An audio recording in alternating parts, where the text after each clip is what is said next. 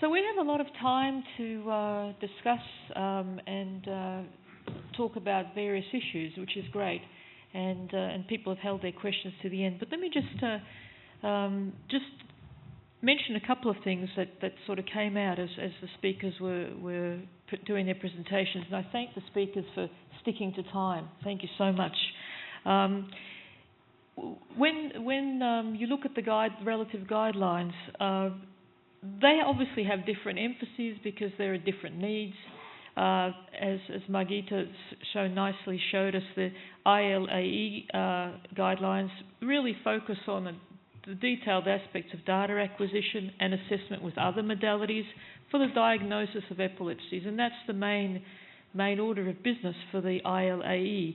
And indeed, for many, many years, the ILAE have had a seizure classification scheme, and there are many, many types of epilepsies, hundreds of forms of epilepsies, heritable, non-heritable, partial, generalised, and so on. And so that's the other gold standard as well that keeps regularly updated, and so that's all worked around that. In contrast, the IFCN guidelines, when you actually read the document, it's a rockstar cast of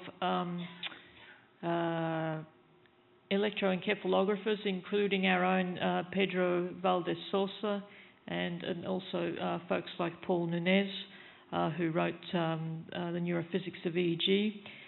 So the guidelines are very, very detailed. They're very, very technical. So those people who appreciate the finer points of analysing resting state data and looking at linear and non-linear analyses, and they've covered all of the different methods, looked at and mentioned pitfalls and things like that. That's the document for you. Our Cobitus document, which Cyril so elegantly presented, is more general overall, and its target audience is slightly different, because what we were targeting is we were trying to help our community, because the community has changed over the years. As for those of you who weren't in what we call fondly the dinosaur symposium the other day, Bernard Mazoyer gave us a breakdown of the abstract submissions for the very first meeting in Paris that we were at. And in fact, at that very first meeting in Paris, 30% of the abstracts were devoted to EEG and MEG, 24% to PET, and 22% to fMRI. A very different balance now, and you'll see if you come to the town hall meeting, or the General Assembly as we now know it, you'll see the balance for this year. Very, very different, and a lot of emphasis on clinical abstracts, actually, Margita. So you'll see that tonight. I actually won't be there because we're going to be at the Sapienza this afternoon doing a symposium. So, but that's look for those numbers. Things have changed, and things will change as we go on. But so our target audience is really for people who are coming to grips with EEG and MEG maybe for the first time, because many of us who've been working with it for many years, we look to the existing guidelines. I've looked at the IFCN guidelines for years when I've worked, and I've found them very, very useful.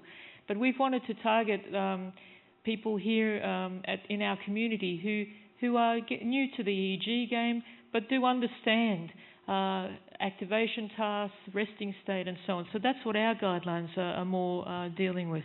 And they also deal with data formats, sharing and transparency and open science. So we've got to focus on that as well. Claudio mentioned the canonical frequency bands, and in fact the IFCN, as we would expect, with their emphasis on analysis, has a very detailed breakdown of sub-bands, and that makes a lot of sense for what they're doing.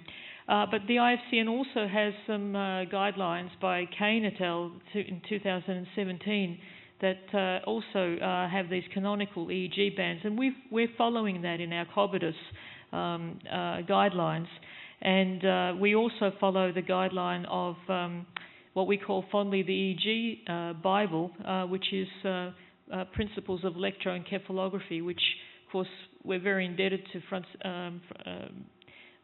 Fernando Lopez da Silva because he was an editor for this book for many years, and we also follow those guidelines. So we've been trying to be consistent with everything. From what Margita was saying, with source localization and the lack of agreement with particular methods, for what I see happening that could be very useful for us in the future would be maybe our community has a very energetic group of people who like to participate in hackathons, and so maybe there might be a common ground where we might be able to provide some, or you might be able to provide some data sets to test, and we could propose hackathon projects where people could maybe benchmark perhaps even source localization methods. So there are lots of options we can explore. And I'll call on you in a second. Let me just finish the other point that I want to make, which you'll be interested in, Margita, too, is that you were mentioning that EEG isn't even so common in some of the epilepsy centres. But I would suggest that maybe this might change. And this is a call for you all to go and visit the exhibitors, because there are a lot of exciting developments in portable EEG right now. So portable EEG is becoming low cost, and it's becoming accessible. And in fact, it's becoming accessible that we're thinking about in the Global Brain Consortium, that as an option for the sort of a premier assessment tool, first assessment tool for people in low to middle income countries. So the landscape is going to change. And of course MEG is going to change because now we have open room temperature MEG as well. So the field's going to change, and so we're going to need to work together about these guidelines. So that's all I wanted to say. I encourage you to look at certainly the COBITUS guidelines, and as you saw, the other guidelines. Have a look at them and use them for what your particular emphasis and purpose is. The only thing I'll say about before I open the floor is just our canonical frequency bands. We've kept it simple, so we don't have the sub-bands. So take a look at the document, and I can quote the figures, but that's all I wanted to say. So Margita, you wanted to make a comment in relation to when I was talking about the benchmarking methods? No, thank you very much. You summarized it quite nicely. Let me just add that there is currently a prospective trial underway, which is very basic, again, to compare between two commercially available localization programs. However, the programs are, in quotes, so complicated, not for most of you, but let's say for somebody who has just 5 minutes between two patients and want to do that, it's you need to sit down and really rehearse that. So that sort of limits its use. But nevertheless, there's a trial headed by Sander Benitsky from Denmark, trying to compare that, and maybe at the end there will be a result, which one is better, which one is dipole versus distributed source imaging in a clinical setting. And that will take another 2 or 3 years, because if they start now, they have to wait 1 year follow-up to see if the solution was right, the patient is seizure-free, and I don't expect results in the very early future. Now, going to the hackathon, that's a very interesting proposal. That's a little bit faster. And there are data sets, I think, from many centers, certainly also from Geneva, and from Serge Villemot and Laurent Spinelli. They have a data set where they record simultaneously intra and extracranial. So that's something which can be used or even studied if somebody is interested in looking at that things. But yes. And the last comment to that is there are several EEG machines who can do that, or programs. The only thing is, in the moment it comes to patient, it needs to be CE marked, and that boils down. A lot of companies who are here are not CE marked, so we are not allowed to use them in patients, although it's of course not dangerous. EEG recordings are dangerous, but there are that's the administrator who decides, and there are laws which. Margita is talking about the Electrotechnical Commission guidelines, and they basically regulate electrical safety and things like that, so people don't have a risk of electric shock with equipment. And then the same thing happens in the US with the FDA. It's the same thing.